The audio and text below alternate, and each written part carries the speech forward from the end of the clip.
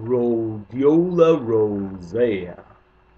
I say it like that because there's some guy on YouTube that says it that way, and yes, he's black. And I've spoken about adaptogens before here, and adaptogens are a group of fruits, herbs, roots that increase your body's resistance to stress, and I cannot endorse them enough. There's several books about them that classify them because there's different types. There's about 30 different ones. And I've been using this one for the last 2 weeks. 2 weeks. It's from Siberia. And this is, I would say, rhodiola is for people who suffer from anxiety. It just kind of slows down your brain, and for me, that's great. Um, I can compare it a little bit to, I used to be a big pot smoker about 20 years ago because it did exactly that. It would slow down my brain enough, and it just increased pleasure all over my body. And except I can't do it anymore because it gives me anxiety. But this does a milder version of that, and but also kind of gives you power because I can feel it at the gym. So I highly recommend it. Rhodiola Rosea, very good. So I have a Tumblr account that I've barely used, and I've started using in the last month. I write, you could say, essays, and I also write music. I haven't in a long time, but I've done that, and I do photography, and so I've been uploading just stuff from my past there. So I'm gonna put the link right below. Oh, I feel like such a YouTuber doing that. Britney Jean. So last Sunday he aired this documentary, kind of felt infomercial about Britney's new show in Las Vegas, and I watched it, of course. And I'm gonna say that I like Britney Spears. I know, I know she doesn't really sing. I don't care.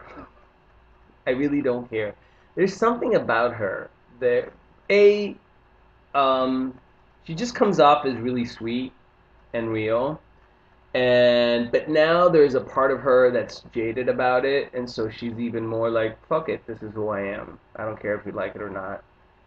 And there's kind of a quiet power about her. There's something about her that's like, "Mm, I'm a star." And I just was on BuzzFeed and Gawker last night. Yes, I don't have a life. And everybody's giving her a good review, and I'm really happy about her because I'm really happy for her. I saw a news clip for CNN, and she's worth over $200 million. So Britney Jean, it's the name of a new show. But if you haven't checked out the show on E, I'm sure you can find it on YouTube somewhere. It's good. Some people said it was bad, but I enjoyed it. So speaking of entertainment, I do not go to the movies. I watch everything when it comes out on demand. I watched Elysium the other day with Matt Damon. I'm thinking that. It's too violent for me. I don't like. I'm a romantic comedy, love kind of guy. I watched the Sex and the City 1 movie last night because it was on E. Cried when Big got on his knee and proposed to Carrie. Anyways, I digress. I saw a movie this week called Don John, and it was written and directed by Joseph Gordon-Levitt, who was in the movie as well. And I've never been a fan of his. When I see him in interviews, there's something douchey / inauthentic about him. But I have to say that it was pretty amazing. The premise of the story is about this Italian / Jersey guy whose bartender likes to lift weights. The whole GTL thing. They do a thing that's kind of GTL-ish in the movie. Um, and he's a porn addict. He watches a lot of porn, and it's done Sex in the City style, where he's narrating and talking about why porn works for him and how it's better than fucking, even though he gets a lot of play.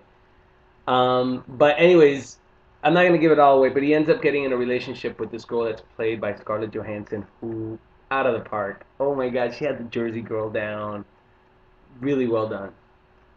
and I really liked it. And being a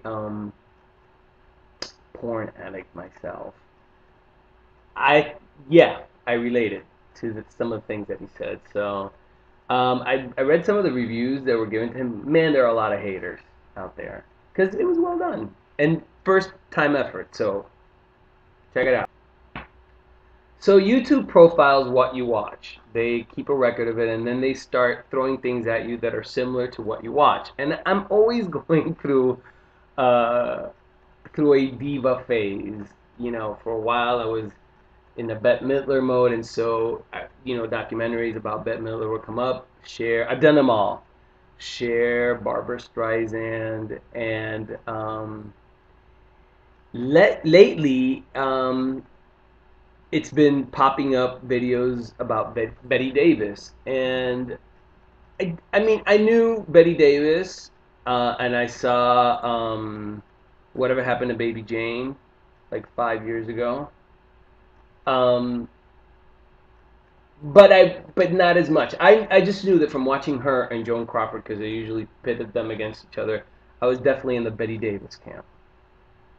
But I watched a whole bunch of documentaries about her, and I ended up watching All About Eve, which came out in the 1950s. And All About Eve is a movie about this actress that's aging, and then this other upcoming. Anyways, it's really interesting. It's a story that is for all times. But even though I don't like that they call it the transatlantic accent, where they talk like that.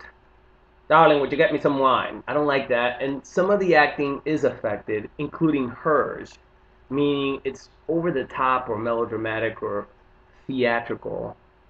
I have to say that when she comes on screen, wow, talk about a powerful individual. There is something about her and just the things that she did. So I encourage you guys to, I want to do sort of like a 30s, 40s, an old movie film festival for myself. Julia Sweeney does that. I'm about to talk about her. But I really learned a lot. So I love Julia Sweeney. I've spoken about it before.